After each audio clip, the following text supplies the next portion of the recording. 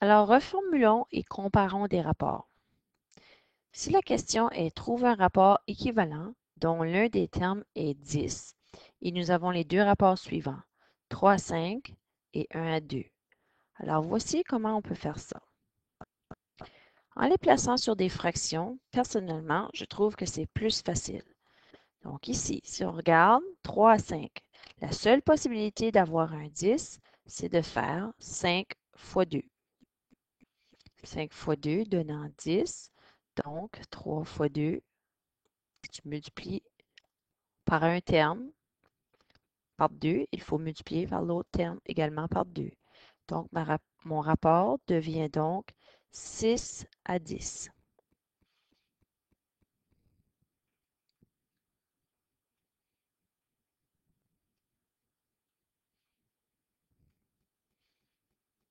Maintenant, si on allait voir le rapport 1 à 2, donc 1 à 2 pour l'un des deux termes deviennent 10.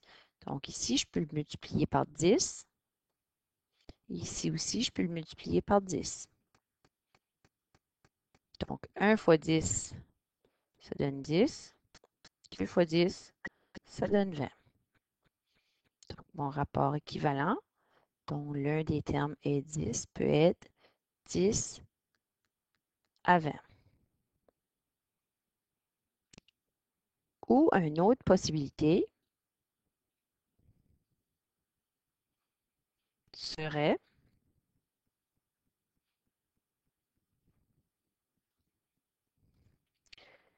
2 fois 5, qui fait également 10.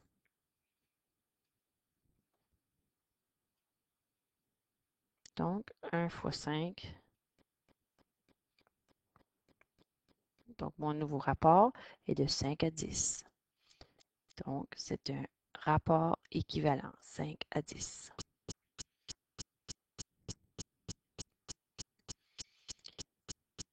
Alors, si on veut comparer des rapports, voici ce qu'on fait.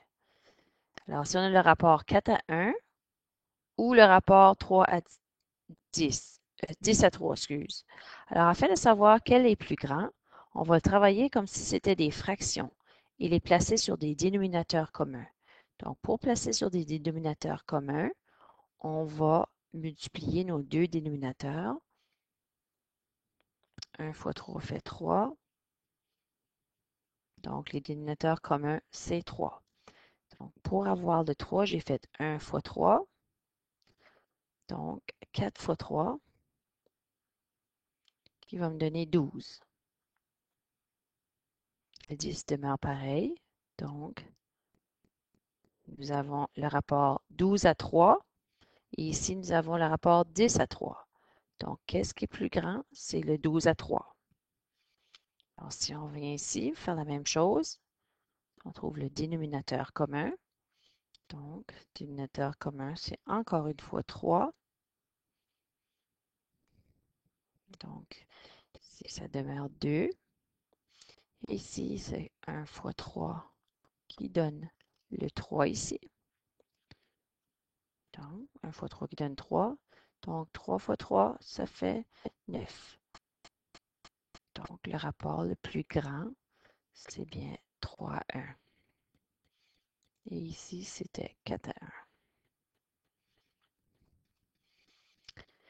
1. Alors, si on fait un jeu d'association pour associer des rapports équivalents.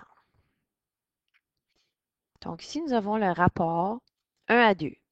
Donc, qu'est-ce qui est équivalent à 1 à 2? C'est 5 à 10. Alors, voici la preuve. Alors, si je fais 1 fois 5 fait 5.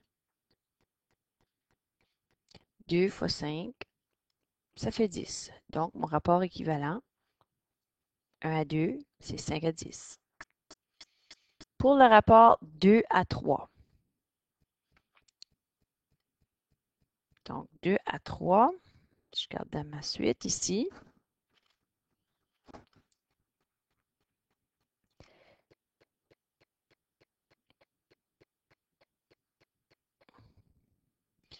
Si je fais 2 fois 4, ça fait 8. 3 fois 4, ça fait 12. Donc, ce sont des rapports équivalent. Alors ici, si j'en vais en faire un différent avec un gros nombre en premier et un plus petit nombre en deuxième lieu. Donc ici, le rapport 12 à 6. Donc 12 à 6, le rapport équivalent, c'est 2 à 1. Parce que 12 divisé par 6, ça va me donner mon 2. Et 6 divisé par 6 donne 1. Ici, la même chose, 15 à 5, le rapport équivalent, ce serait 3 à 1. Parce que 15 divisé par 5, ça donne 3. Et 5 divisé par 5, ça donne 1. Alors ici, pour 7 à 8, le rapport équivalent, ça serait 35 à 40. Parce que 7 fois 5, ça fait 35. Et 8 fois 5, ça fait 40. Et ça se poursuit comme ça.